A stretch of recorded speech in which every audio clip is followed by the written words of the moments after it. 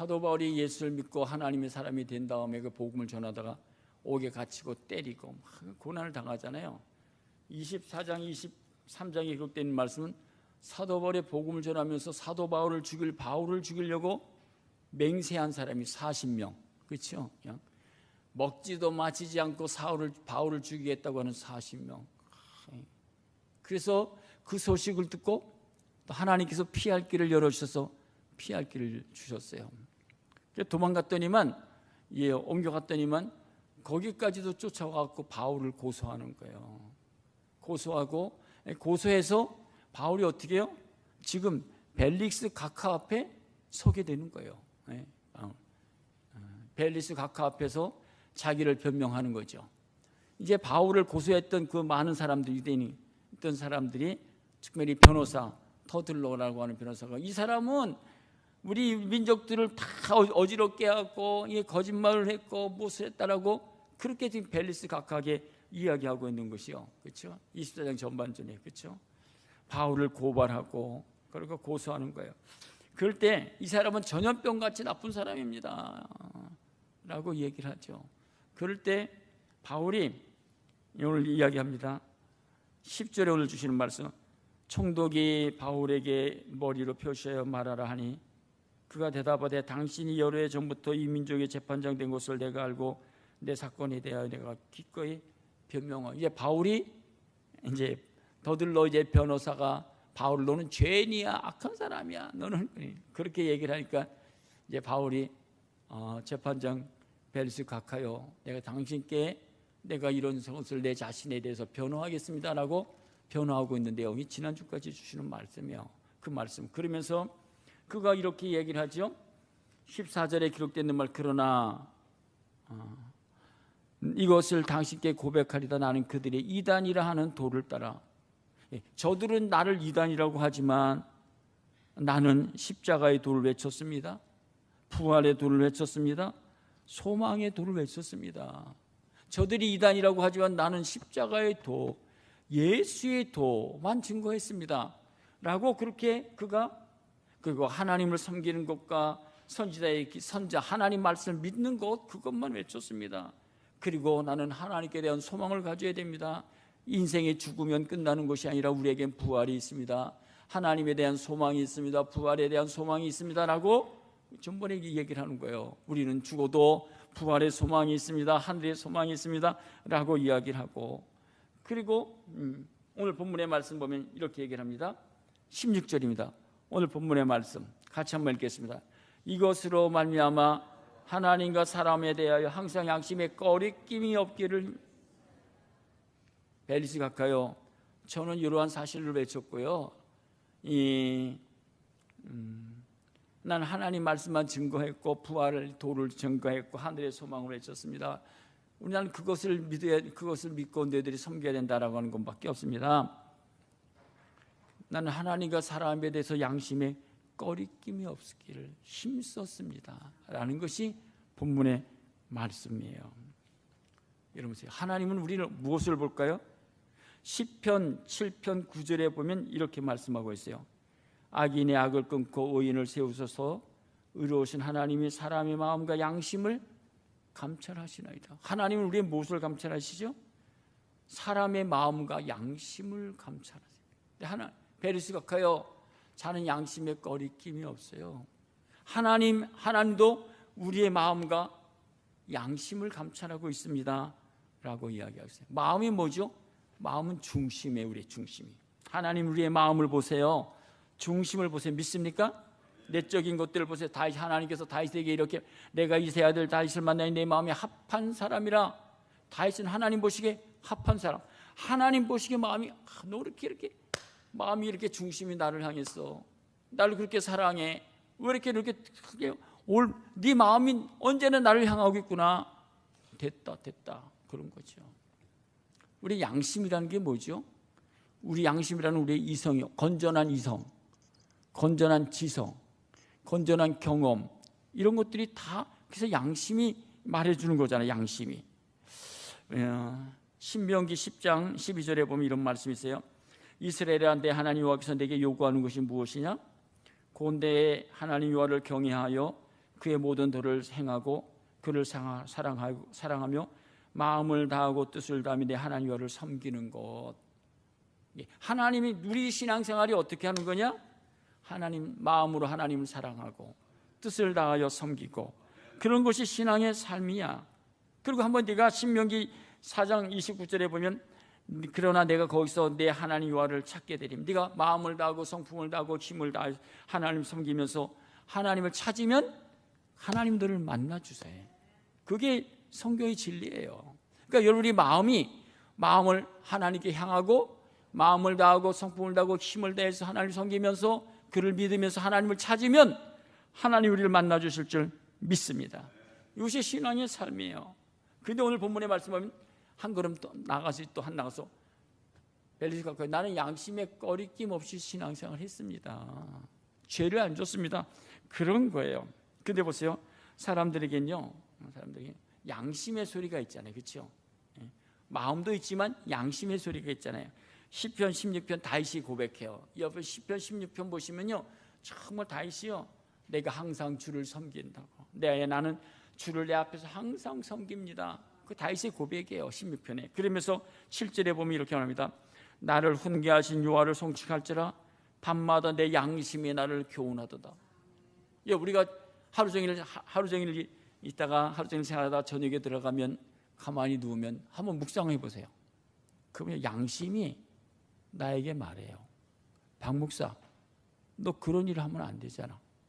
신앙생활 너 그렇게 하면 안 돼. 오늘도 너 선한 기회도 많이 있었는데 그냥 넘어가고 네 그렇게 살았잖아. 양심이 우리에게 말해주잖아요. 그러지 않으세요? 신앙생활하면서 우리의 마음도 있지만 양심의 소리를 들어야 돼요. 헤롯은 양심의 소리를 못 듣는 거예요. 왜? 악하기 때문에, 타락했기 때문에 라고 하는 것이죠. 시편 73편 21절에 보면 이렇게 말씀하죠. 내 마음이 산란하여 내 양심이 찔렀나이다. 그렇죠. 양심이 나를 찔러. 그런 거죠. 오늘 시대를 보면요, 양심이 죽어 있는 사람들이 많이 있어요. 우리들은 아니지만 어떤 사람이 죽어 있냐면 정치하는 사람들, 정치꾼들은 양심이 죽어 있는 것 같아. 양심이 썩어 있는 것 같아. 백성들을 선동하고 대한민국을 파괴시키려고, 이 길로 가면 나라가 망하는데 이 길을 걸어가는 거예요. 이 길을 행하겠다는 거예요. 그렇죠? 지난주 금요일 날 우리는요, 박한수 목사님이 우리 교회에서 부흥회 하셨잖아요. 부흥회인데 지난주 금요일 날, 그러니까 4월 5일 날, 5일인가 6일 날 오산리 금식 기도원에서 젊은 청년들 한 수천 명이에요. 근데 훌륭하더라고요. 너무 귀하더라고요. 한 수천 명이 나와서요, 박한수 목사님이 오늘의 시대의 동성애법, 차별금지법, 앞으로 교회가 5년 후에 10년 후에 어떻게 될까라고 하는 사실을 이야기하고 있는데 다 공감이 돼요. 오늘 시대에 보면 앞으로 그런 시대가 되겠구나. 우리는 하나 감각이 없어요. 설마. 근데 이 시대를 보면 앞으로 점점 모두 신앙의 자유를 점점 밀어버리는 거예요. 점점 사회주의로 가고 있고, 정말 이게 어떻게 될까? 하여튼요, 우리 양심이 살아있어야 되잖아요. 그렇죠? 믿음도 살아있어야 되겠고 양심도 살아있어야, 깨어있는 양심이 필요하잖아요. 요한복음 8장에 기록되어 있는 말씀 보면 현장에서 가늠하다 잡힌 여인을 예수님께 데려왔어요. 예수님, 이 성경에 보면 이 여인을 이런 돌로 채로 죽이라고 했는데 어떻게 해야 될까요?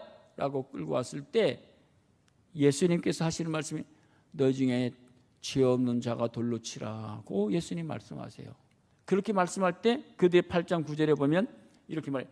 그들이 이 말씀을 듣고 양심의 가책을 느껴 어두운으로 시작하여 젊은이까지 하나씩 나가고 오직 예수와 그 가운데 있는 여자만 남았다라고 이야기하고 있어요. 우리 그리스도인들은요, 마음이 하나님을 향해 있어야 되겠고 우리 양심이 살아있어야 돼요. 양심이 죽으면 안 되는 거예요. 그렇죠? 오늘 본문의 말, 항상 양심에 꺼리낌이 없기를 내가 힘썼다. 양심이 살아있으려면 그냥 양심이 살아있는 게 아니죠. 이 시대의 거친 세상 속에서 우리 하나님의 사람으로서 하나님이 원하시는 게 무엇인지를 분별하면서, 그래서 로마서 시절, 넌 이 시대를 닮아가지 말고 이 시대를 좀 분별하라고 그런 거죠. 그때 주제가 그런 말씀이었어요. 성공이 중요하시죠? 그러니까 더 중요한 건 뭡니까? 하나님을 기쁘시게 말씀대로 살아가는 것이 더 중요한 거예요. 행복이 중요하죠. 하나님을 떠난 행복이 참 행복일까요? 그럴 수가 없는 거예요, 그리스도인들. 로마, 여기 오늘 24장이죠? 23장 1절에도 보면 이렇게 말씀합니다. 한번 같이 읽겠습니다. 23장 1절입니다.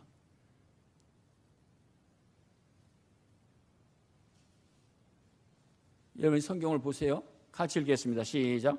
바울이 공회를 주목하여 이르되 여러분 형제들아 오늘까지 나는 범사의 양심을 따라 섬겼노라. 여러분 신앙은요 우리가 믿음으로 섬기잖아요. 믿음으로 걸어가잖아요. 그렇죠? 그리고 두 번째 할 게 뭡니까? 내 양심의 소리를 듣고 양심으로 바른 선택을 하는 거예요. 바른 길을 걸어가는 거예요. 내 양심에 부딪힘이 없이.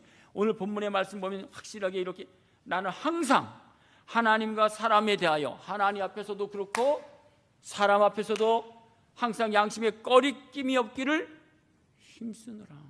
꺼리낌이 된다는 게 뭡니까?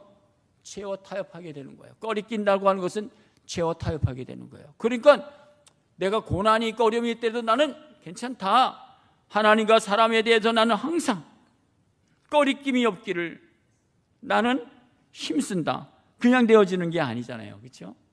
그래서 이 본문의 말씀 가지고 제가 몇 주 좀 나누려고 합니다. 그리스도인이 하나님 앞에서 하나님과 사람에도 항상 양심에 꺼리낌이 없어야 될 그 기준이 뭔가, 표준이 뭐냐, 그렇잖아요. 우리 다 신앙생활 하는 사람들이잖아요. 하나님의 사람들이잖아요. 근데 양심에 꺼리낌이 없는 기준이 뭐죠? 표준이 뭐죠? 그걸 정하고 있어야죠. 그렇죠? 그걸 알아야 되는 거죠. 첫 번째는요, 그것이 구약의 10계명이에요. 10계명. 하나님께서 이스라엘 백성들의 광야 생활을 통과시켜. 그래서 그들의 광야 생활, 광야길을 통과하면서 너희들이 하나님의 사람으로서 걸어야 될 신앙의 표준서, 신앙의 기준을 가르쳐주는 것이 10계명이에요. 어떤 사람은 목사님 10계명은요 구약의 율법서잖아요. 지금 우리가 은혜 시대고 복음 시대인데 10계명 갖고서 우리가 구원받을 수 있어요? 라고 얘기하는 사람도 있어요. 해보세요. 성경은요 우리가 율법 구약의 말씀이지만 그래서 구약의 말씀을 멀리하는 사람들도 있어요. 우리는 복음 시대를 살기 때문에. 그러나 신앙은 구약의 뿌리를 두고 있는 거예요. 뿌리.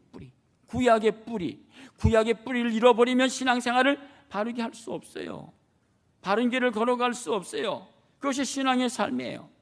여러분 10계명의 첫 번째 계명이 뭐죠? 1계명의 성경을 보셔도 되고 1계명이 뭐죠? 너는 나 외에는 다른 신을 내게 두지 말라. 다른 번역에는요 너는 나 외에는 다른 신을 내게 있게 하지 말라고. 다른 신을 내게 두지도 말고 있게 하지도 말라고 하는 거예요. 우리의 욕망, 우리의 모든 많은 분주한 것들이 많이 있어요. 해야 될 것들이 있어요. 그러나 그런 것들 하나님 보시기에 나 외에는 우리 기독교는 유일신 하나님을 섬기잖아요. 하나님 외에는 없다. 하나님 외에는 구원이 없다는 거예요.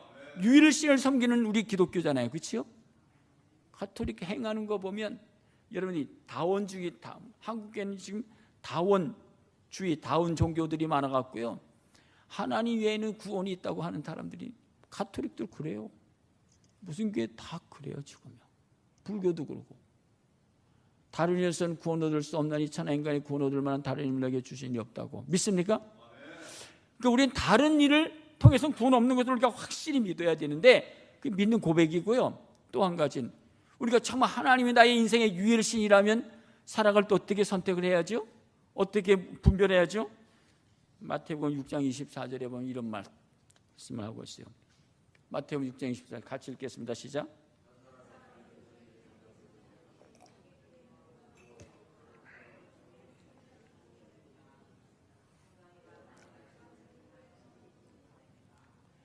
여러분이 너희들이 두 주인을 섬길 수 없어.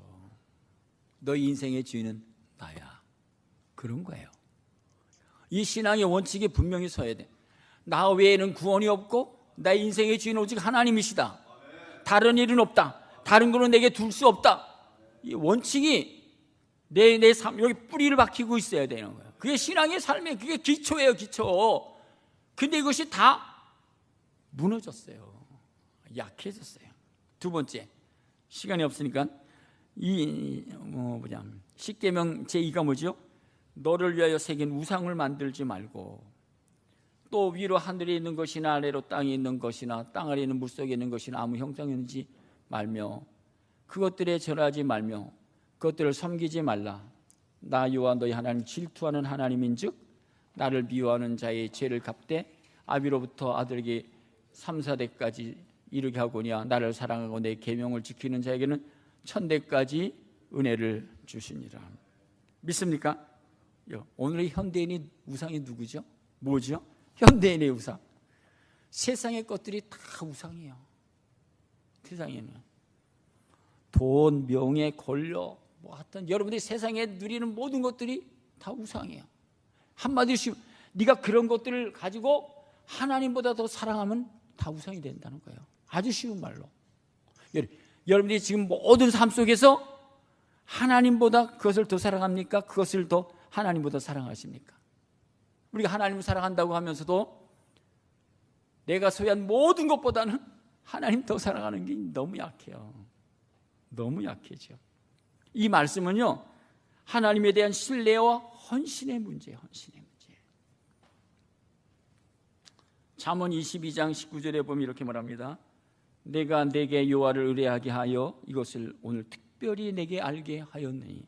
그러니까 이 계명 우상이라고 하는 것은 네가 정말 나를 신뢰하는 거야? 네가 나를 정말 의뢰해? 이 세상의 모든 것보다도, 것은 없어도 주 예수보다도 귀한 것은 없다고 고백할 이 세상의 명예야 부귀 그런 것보다도 네가 나를 더 사랑하고 하나님 나를 더 신뢰해? 의지해? 여러분 고백할 수 있으세요? 고백할 수 있다면 정말 그거는 하나님의 사람이 되는 거예요. 오늘의 또 우상은요, 뭐가 또 우상이죠? 자기가 우상이야. 내가. 오늘의 우상은요. 여러분들 비교해 보세요. 누구 말 뭐 하는 거? 누가 우상이죠? 자기가 우상이야. 내가 우상이야. 내가 기준이고 내가 표준이고 내가 생각이 옳고 모든 것이 거기에 같이 있어. 하나님 말씀보다 다 자기가 우상이 되었어라고 하는 사실이죠. 3번, 세 번째 제3계명은 뭐냐면 이렇게 말합니다. 한번 같이 읽겠습니다. 같이 읽습니다. 너는 너희 하나님 여호와 이름을 망령되이 일컫지 말라. 나 여호와는 그 이름을 망령되이 일컫는 자를 죄 없다. 하나님의 이름을 망령되이, 여기 보면 망령되이 공허하다, 허망하게 그러지 말라는 거예요. 하나님의 이름을 너무 제가 이 말씀 볼 때마다 느껴지는 게 있죠. 지금 없어지면 옛날에 청문회 많이 했거든요. 무슨 비리 사건들 하면 청문회 갈 때 우리 대그룹의 회장들 부인들이 나와서 청문회 했어. 그리고 청문회 권사님 그분들이 다 교회 권사님들이었어요. 근데 권사님들이 이제 청문회 하면서 물어보잖아요. 근데 그 진실은 있잖아요. 근데 청문회 권사님들이 전부 다 자기가 난 여호와 이름으로 맹세한다고, 여호와 이름 내가 권사라고 다 얘기를 해. 근데 거기서 얘기하는 것은 가짜가 다 있거든요. 그런 얘기 들을 때 얼마나 부끄러운지 몰라요. 얼마나 부끄러운지. 하나님의 이름을 망령되이 그 앞에 청문회 나가서 하나님의 이름을 대면서 내가 진실이라고 진짜도 얘기하는 것들 너무 부끄러워요. 부끄러워. 너무 우리가 하나님의 이름을 망령되이 범할 때가 많이 있죠. 예수 이름을 높이고 예수 이름을 찬양해야 되는데 그래 얼마나 부끄러운지 몰라요. 두 번째 보세요. 여러분 4계명이 뭐죠? 기억하세요? 그렇죠. 4계명 한번 읽어보세요. 안식일을 기억하여 거룩히 지키라. 오늘이 안식일이잖아요. 안식일을 어떻게 해요? 기억하라는 거예요. 7일 중에서 가장 중요한 날이 어느 날이에요? 안식일. 여러분 믿습니까? 고백합니까? 이게 정말 축복받는 날이고 하나님과 교제하는 날이고 정말 하나님의 음성을 그렇게 간절히 사모하고 그렇게 나왔다면 그건 정말 행복한 그리스도인이에요. 정말 축복받은 그리스도인. 오늘 벌써 7일이네. 안식이네. 주인하고 그냥 나와. 여러분 우리가 무엇을 할 때 정말 기대하고 사모하고 간절한 마음으로 나오는 예배 드릴 때 안식일이. 이 안식일이 누구 날이죠? 주님의 날이에요.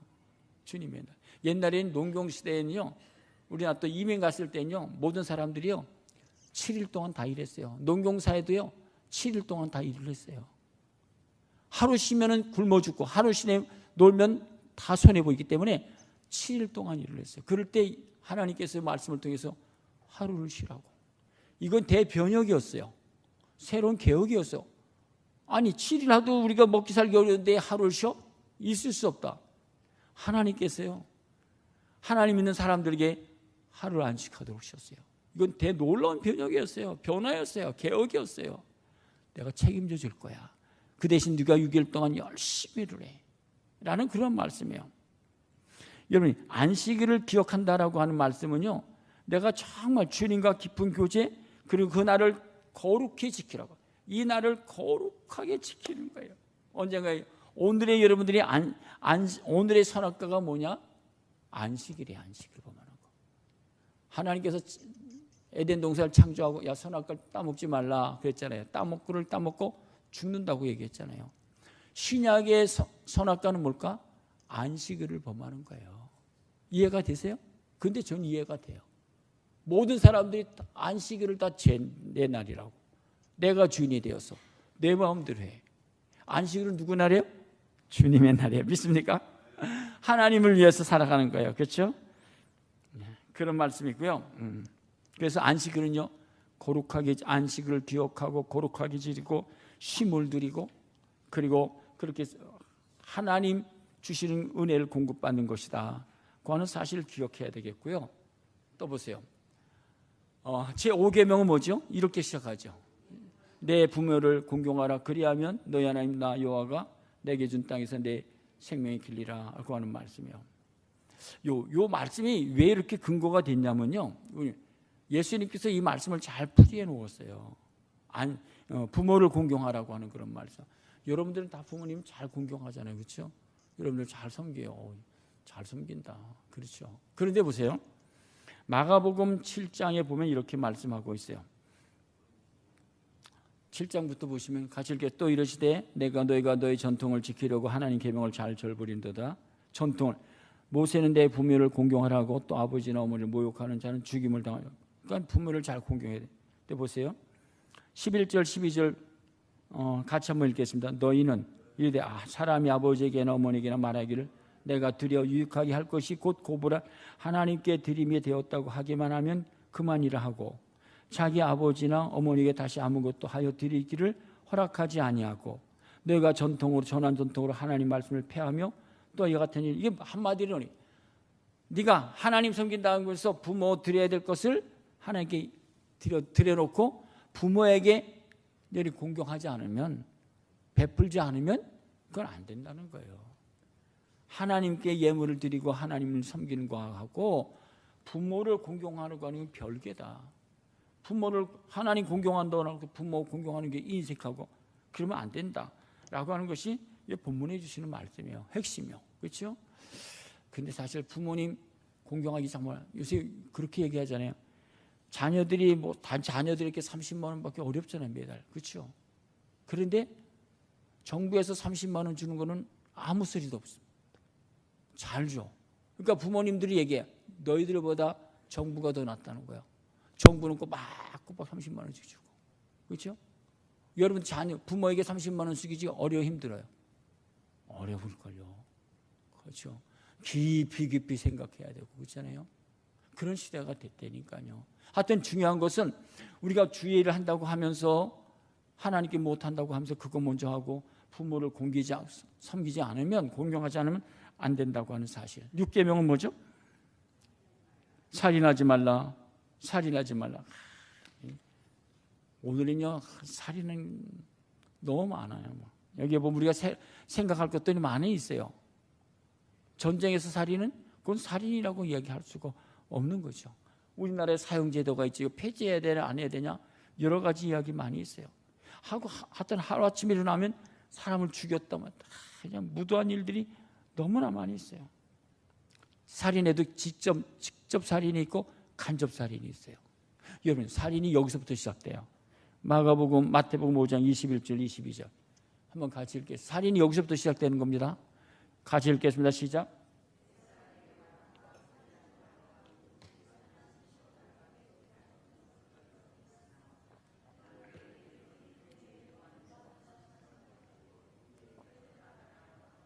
보세요. 나는 너에게 이르노니 형제에게 뭐하는 자마다 노하는 자마다 심판을 받게 되고.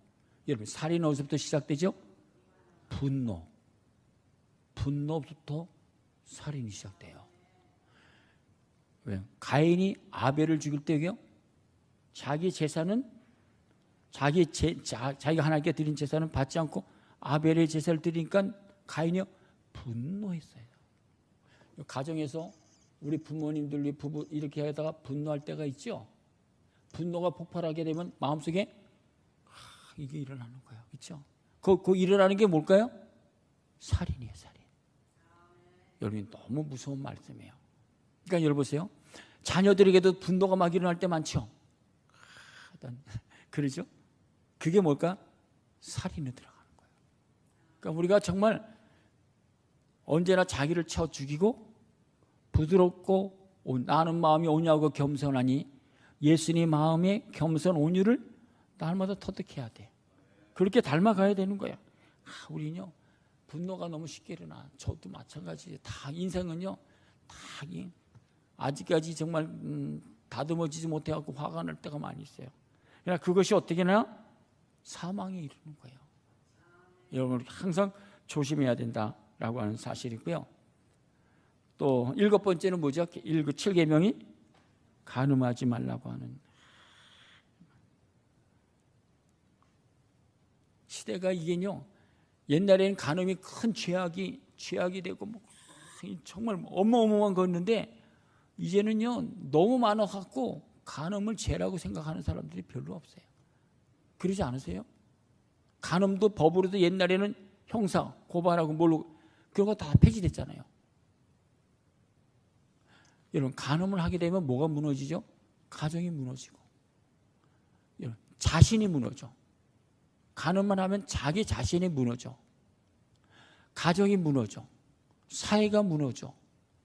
뭐가 무너지? 나라가 무너지는 거예요. 여러분 동성애법, 차별금지법이 뭐죠? 이건요 동성애. 이게 동성애법은 거의 지금 허가받기 직전 박한수 목사님이. 차별금지법은 마지막 이제 정권이 바뀌었기 때문에 차별금지법 통과되는 건 시간 문제. 사실이라니까요. 우리는 심각성을 몰라요. 그래도 우리 아들 딸들은 뭐 괜찮아요. 근데 시대가 지금 그렇게 됐어요. 너무 악한 시대가 되었어요. 잠언 6장 27절 28절에 보면 간음, 불륜, 사람이 불을 품고요. 이거는 불이라고 했어요. 불. 근데도 우리는 아무 감각이 없어요. 이거는요 어린이부터 노년까지요 간음, 음행, 불륜 이런 것들은요 나이도 없고 무엇도 없어요.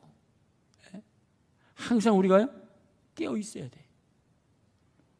거룩의 의식을 잊어서는 안 돼요. 그렇죠? 성별된 삶. 요셉이 보디발의 가정 속에서 열심히 일하요. 얼굴로 성경에 보면 미남이고 잘생겼고 건강하고 일도 잘하고 보디발 애가 유혹을 하잖아요. 밑에 기록되는 말씀 보면 이렇게 말합니다. 10절 여인이 날마다 요셉에게 청했어. 죄를 범하는 거잖아요. 죄를. 그런데 요셉이 어떻게 해요? 요셉이 듣지도 아니요 동침하지 않을 뿐 함께 있지도 아니라. 그리고 그는 유혹이 올 때 뿌리치고 도망 나가잖아요. 이런 간음이 성적인 죄는요 피하는 거예요. 근데 요새 여러분 자녀들도 보세요. 핸드폰이 이거 정말 큰일 났잖아요. 그러지 않으세요? 어떻게 이걸 정화시킬까요? 방법이 없어졌어요. 그것을 해결할 사람이 없어요. 지금 이 시대는요 옛날엔 핸드폰도 없었지요. 그런데도 소돔과 고모라가 됐는데 지금은 핸드폰 모든 것이 오픈되어 있어 갖고요 소돔과 고모라 시대보다 하여튼 제가 보면 10배는 더 타락했어요. 사실이에요. 그런데 우리는 그걸 인정을 못해. 너무너무 타락해갖고 하여튼 그렇고요. 하여튼 7계명, 8계명은 뭐죠? 도둑질하지 말라. 여러분 성경에 보면 도둑질하는 것도 몇 가지가 있어요. 몇 가지. 오늘 시대 보면요 핸드폰만 보세요. 뭐 하는 범인? 사기범들이 왜 이렇게 많아요? 보이싱, 피싱, 투자 사기, 전세 사기, 무슨 사기, 다 사기꾼들. 뭐 할 수가 없어요. 불안해서 살 수가 없어요. 뭐 하고 그렇지 않아요? 요새 저런 거 하도 전세 사기가 많아서 빌라가 안 나간다 그러잖아요. 빌라도 안 나간다고. 지어놓고 지금 요새 큰일 났다고. 돈 빼지도 사기당하는 줄 알고. 그런 어려운 시대야. 근데 또 한 가지는요. 그런 사기일 뿐만 아니라 영적인 사기도 있어요. 성경에 보면 말라기야 3장 보면요. 11조로 뭐라 그랬냐? 도둑질 하지 말라 그랬어요. 라고 하는 사실이에요. 또 이제 보세요. 9번째 보세요. 거짓 증거하지 말라. 내 이웃에 대하여 거짓 증거하지 말라. 거짓 증거 많이 하는 데가 어디죠? 사법부예요. 사법부. 거짓 증거하는 겁니다. 정치적인 지도자들이 거짓으로 백성들을 유혹하고 죄짓게 만들고 너무너무 이렇게 뻔히 보는 거 아니에요? 우리가 지금 이렇게 할 때 뻔히 이렇게 거짓인지 알면서도 진실이라고 이야기를 해. 그러니까 이사야에서 보면 선을 악이다 그러고 악을 선이다 그러고 너무너무 같이. 그래서 선동하고 여러분 유튜브가 거짓이 얼마나 많아요. 유튜브에서 나온 거 90%는 거짓일걸요. 백성들의 흥미 이런 거 조작을 해갖고 그래서 돈이나 벌라고 하는 속이고 위증하고 헛소문 내고 여러분 이런 거짓이 되면 어떻게 될까요? 이제 대한민국을 여러분 마음이 아픈 게 뭐예요? 공의가 정의가 사라졌어. 상식이 정직이 없어졌어요. 여러분 그렇게 한번 보세요. 우리 시대는 이제 가는 거잖아요. 우리 다음 세대의 자녀들은 어떻게 될까? 이런 것을 보면 자녀들의 시대는요 희망이 없어요.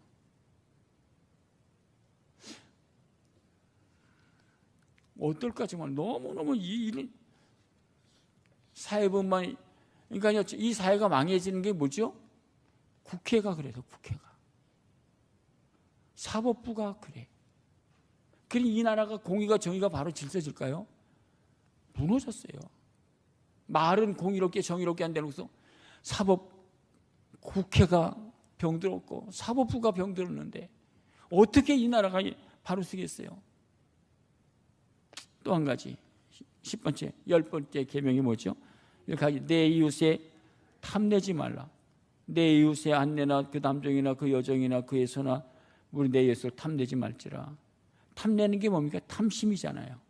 욕심이 인태하고 죄악을 낳고 죄가 인태하고 사망을 낳느니라. 주어진 것에서 그냥 감사하면서 만족하면서 살아가는 거예요. 무엇에든지 감사하며 만족하면서 살아가는 것. 이게 신앙인의 삶이에요. 여러분, 여러분의 신앙의 기준을 분명히 아세요. 이게 무너지면 오늘 보면 양심에 꺼리낌이 없도록 살 수가 없어요. 그렇죠? 이게 넘어지면 양심에 언제나 꺼려. 근데 이 기준이 분명히 서야 되는 거예요. 확신해야 된다는 거예요. 그렇죠? 요 또 한 가지. 요건 10계명 외에 제가 이 말씀을 보다가 또 한 가지 제가 도전 오늘의 사회 속에서 나타나는 게 뭘까? 하냐? 고린도전서 8장 7절 한번 읽어볼까요? 고린도전서 8장 7절 빨리 올려주세요. 같이 읽겠습니다. 시작.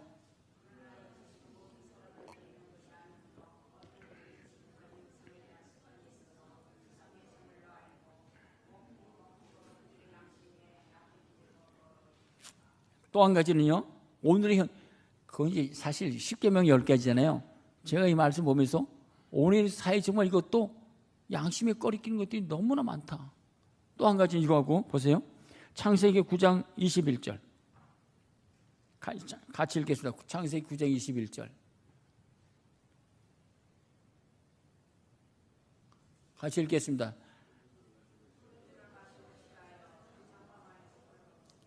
이게 뭐지요? 포도주가? 오늘에요. 우리들이 양심에 꺼리게 양심에 부딪히는 것들이 뭐냐면 우상의 제물 먹는 문제잖아요. 그렇죠? 그리고 포도주의 문제, 술 문제 이것들이 이제는요 일반화됐어요. 일반화됐어. 이제는 양심에 꺼리끼는 것도 없어요. 그냥 자연스러워졌어. 술 문화. 독일에는 뭐 술이 뭐 포도주라고 음료수라고 얘기를 하니까요. 그렇죠? 술을 여기 잠언 23장 35절에 보면 술을 먹게 되면 어떻게 감각이 없어져요. 하나님의 법을 잊어버리게 돼. 잠언이 그렇게 돼 있어요. 그렇게 돼 있어요. 여러분 노아가 술 먹고 어떻게 됐죠? 창피하게 됐어요. 그렇죠? 그게 오늘의 문화는요. 우상의 제사의 문화, 음식의 문화들이요. 타락해졌어. 술 문화군. 그렇지 않아요? 이것이 양심의 꺼리낌이 없다. 그런데 보세요. 근데 저는 그래도 하나님 은혜 가운데 오늘까지 이 두 문제 양심의 꺼리낌이 하나도 없어요. 정말 하나님 은혜라고 생각해요. 우리 어머니가 너무 철저히 우리 가정교육을 시켜갖고요. 우리 하여튼 감사하죠. 그런데 보세요. 이런 그렇고요. 그럼 보세요. 이런 열 가지 이런 하나님 십계명에다가 그럼 이것을 우리 어떻게 해야 되죠? 어떻게 승리할 수 있죠? 감당할 수 있죠? 시편 119편 6절 한번 읽겠습니다. 같이 읽어보세요. 잊지 마세요. 같이 읽겠습니다. 시작. 내가 주의 모든 계명에 그러니까 이것에서 너무 양심의 꺼리낌이 없지 승리하려면 어떻게 되냐요? 이 말씀을 언제나 주의해야 돼. 믿습니까? 말씀에 언제나 깨어 있어야 돼. 주의해야 돼. 주의해야 돼. 그래야지 부끄러움을 당하지 않아요. 그렇죠? 또 한 가지는요. 로마서 5장 5절에 보면 이렇게 말씀하고 있어요. 또 로마서 5장 5절 또 같이 읽겠습니다. 시작.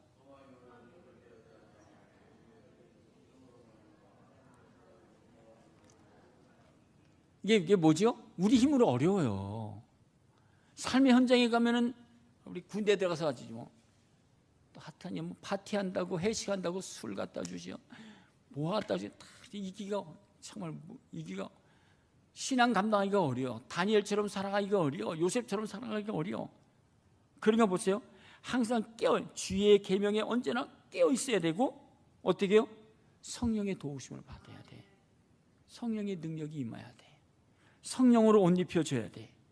이게 우리 이 시대를 이길 수 있는 비결이에요. 그래서 사도 바울이 디모데에게 부탁한 말씀은 이런 말씀이에요. 디모데전서 1장 5절에 보면 이 교훈의 목적은 청결한 마음과 선한 양심과 거짓이 없는 믿음에서 나오는 것이더라. 믿음과 착한 양심을 가져라. 어떤 이들은 양심을 버리고 믿음에 대해서 파손했더라고. 사도 바울이 소원이 뭘까요? 이런 소원이 있었어요. 오늘도 양심에 꺼리낌이 없다고 말씀하시면서 빌립보서 1장 20절에 보면 이런 말씀하고 있어요. 빌립보서 1장 20절 같이 읽겠습니다. 시작.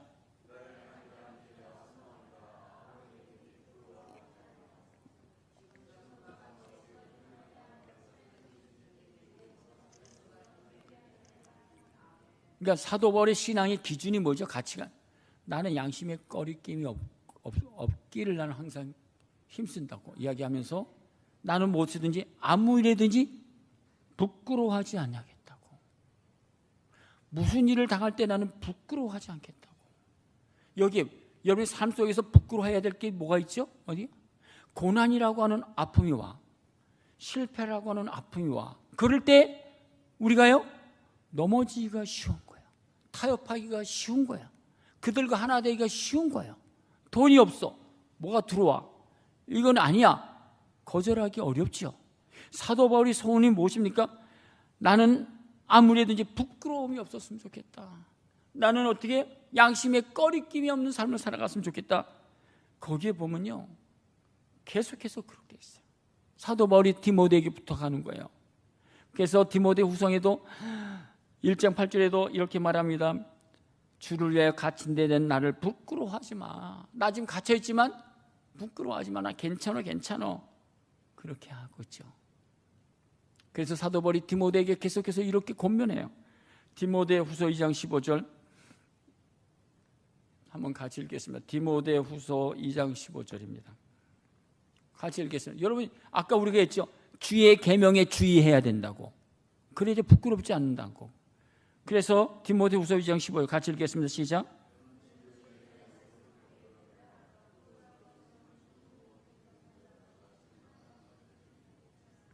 여러분 살아가는 삶 속에서 진리의 말씀을 옳게 분별하여 하나님의 말씀을 옳게 분별하여 부끄러울 것이 없는 일꾼으로 인정된 자로 자신을 하나님 앞에 드리기를 힘써야 돼. 그래야지 이런 모든 것들에서 감당할 수 있어. 이길 수 있어. 승리할 수 있다고 하는 사실입니다. 신앙의 삶이에요. 오늘의 지도자들이요, 양심에 꺼린 것들이 너무나 많아요. 부끄러운 게 너무 많을 거예요. 우리들 보기에도 저런 인간들이 어떻게 지도자가 되느냐, 정말 있을 수 없는, 그렇게 생각 안 하세요? 볼 때보다 가슴에 맺히잖아요. 하나 이제 우리가 이것은 잊지 마십시다. 사도 바울이 이런 말씀을 하면서 언제나 오늘 하나님과 사람에 대해 양심이 꺼림이 없다라고, 부끄러움이 없으면 살기를 원한다라고 이야기하면서 적극적으로는 로마서 14장 18절에 보면 이렇게 말해요. 로마서 14장 여기 잊지 마세요. 자, 읽겠습니다. 이로써 같이 읽겠습니다. 그리스도를 섬기는 자는 할렐루야. 우리는 어떻게 해요? 그리스도 섬기는 자는 하나님을 기쁘시게 하고 사람에게도 칭찬받는 거예요. 사람에게 칭찬받는 게 그러니까 하나님 앞에 살아가는 거예요. 요셉처럼 다니요. 그래야지 하나님을 기쁘시게 하고 사람에게도 칭찬받는 거. 그게 그리스도인의 삶이잖아요. 그렇죠? 마지막으로 우리 이 말씀 한번 더 보고 마칩시다. 사도행전 11장 26절에 보면 이런 말씀이 있어요. 저는 이런 삶의 현장 속에서 이런 그리스도인이 되기를 간절히 축복합니다. 같이 읽겠습니다. 시작. 같이 읽겠습니다. 시작.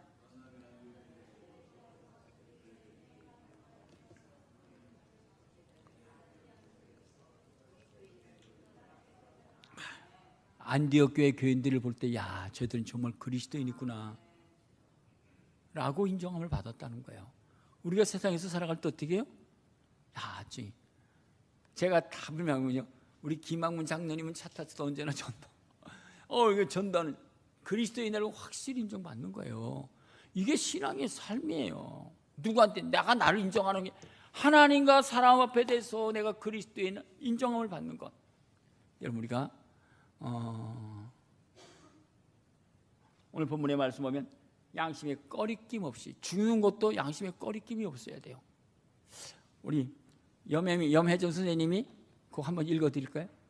여기 읽어드린 거 한번 잘 들어보세요. 크게 잘 읽어주시면 삶이 부끄러움 없이 살아가는 것, 양심에 꺼리낌 없이 죽는 거예요. 우리도 그렇잖아요. 신앙의 삶이 한번 같이 읽겠습니다. 크게 아름답게 예쁘게. 1912년 타이타닉호가 빙산에 부딪혀 침몰하는 과정은 영화로 재현됐습니다. 하지만 영화만으로는 실제 상황을 다 알기는 어렵습니다. 당시 생존자인 부선장은 오랜 세월 침묵 끝에 조금 더 크게 읽어주세요. 드디어 사고 당시의 이야기를 공개했습니다. 1912년 4월 14일은 공포의 날이었습니다. 사고로 1514명이 사망했고 710명이 구조되었습니다. 사고 당시 38세였던 타이타닉호의 2등 항해사 찰스 레이틀러 씨는 구조된 승객을 책임지기 위해 선원 중 유일하게 구조된 승무원이었습니다. 선장이 침몰을 앞두고 여성과 아이를 먼저 구조하라는 명령을 내리자 많은 여성 승객들이 가족과의 이별 대신 남아있기를 선택했습니다. 저는 높은 소리로 여성과 아이들은 이리 오세요 라고 불렀지만 가족을 버리고 혼자 구명보트에 오르려는 여성과 아이는 몇 명 없었습니다. 첫 구명보트가 바다로 내려가고 저는 갑판 위에 있던 한 여성에게 말했습니다. 부인, 어서 구명보트에 오르세요. 그녀는 뜻밖의 고개를 흔들었습니다. 아니요, 저는 배에 남겠어요. 이 말을 들은 여성의 남편이 그러지 말고 어서 타세요 여보 라고 말하자 여성은 차분한 어조로 대답했습니다. 혼자 가지 않겠어요. 당신과 함께 이 배에 남을 거예요. 그것이 제가 본 그 부부의 마지막 모습이었습니다. 당시 세계 최고 부자였던 에스터 씨는 임신 5개월 된 아내를 구명보트에 태워보내며 갑판 위에 앉아 한 손에는 강아지를 안고 한 손에는 시간대를 피우며 멀리 가는 보트를 향해 외쳤습니다. 사랑합니다. 승객들을 대피시키던 선원 한 명이 에스터 씨에게 보트에 타라고 말하자 에스터 씨는 이런지하에 거절했습니다. 사람이 최소한의 양심은 있어야 하지 않겠습니까? 그러고 나서 마지막으로 남은 한 자리를 곁에 있던 한 아일랜드 여성에게 양보했습니다. 그리고 며칠 후 배의 파편들에 의해 찢겨진 에스터 씨의 시신을 생존자 수색 중이던 승무원이 발견했습니다. 그는 타이타닉호 10대도 만들 수 있는 자산을 가진 부호였지만 살아남을 수 있는 모든 기회를 거절했습니다. 자신의 목숨으로 양심을 지킨 위대한 사나이의 유일한 선택이었습니다. 성공한 은행가였던 구겐하임 씨는 생명의 위협을 느끼는 순간에도 화려한 이브닝 드레스로 갈아입으며 이처럼 말했습니다. 죽더라도 채통을 지키고 신사처럼 죽겠습니다. 구겐하임 씨가 아내에게 전해준 쪽지에는 이런 글이 적혀 있었습니다. 이 배에는 나의 이기심으로 구조받지 못하고 죽어간 여성은 없을 것이요. 나는 금수저만도 못한 삶을 살 바에야 신사답게 죽을 것이요. 미국 메이시 백화점 창업자 슈트라우스는 세계의 2번째 부자였습니다. 그가 어떤 말로 설득해도 아내 로잘리 씨를 구명보트에 태우지 못했습니다. 아내 로잘리 씨는 나는 당신이 가는 곳에 항상 함께 갔어요. 세상 어디든지 당신과 함께 갈 거예요 라며 남편을 두고 배에 오르는 것을 완강히 거부했습니다. 8번 구명보트의 책임 선원이 67세의 슈트라우스 씨에게 누구도 어르신이 보트에 타는 것을 반대하지 않을 것입니다 라며 구명정 탑승을 권했습니다. 이 말을 들은 슈트라우스 씨는 단호한 말투로 다른 남성들보다 먼저 보트에 타라는 제의는 거절하겠습니다 라며 생사의 순간에도 초연한 모습을 보였습니다. 그리고 그는 63세의 아내 로달리 씨의 팔을 잡고 의연하게 갑판 위에 의자에 앉아 최후의 순간을 기다렸습니다.